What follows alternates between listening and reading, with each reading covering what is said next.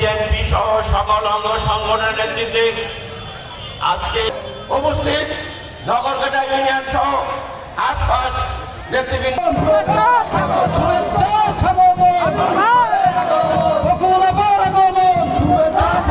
এলাকার লোক আপনাদের সাথে একত্রতা ঘোষণা করছে।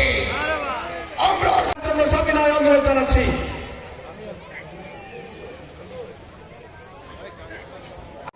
সেই ভূমিকা আপনারা 12 তারিখে রাখবেন এই আশাবাদ ব্যক্ত করে।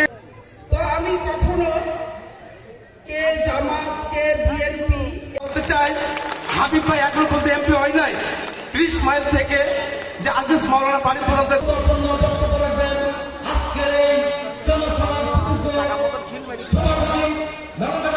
কাকিরা দিদিরা এবং বিভিন্ন ইউনিয়ন থেকে আগত বিএনপির নেতৃবৃন্দ। এই দল আমাদের প্রতিপক্ষ দল, যারা কোলামা থেকে বলছে কালাতে ভোট নাই।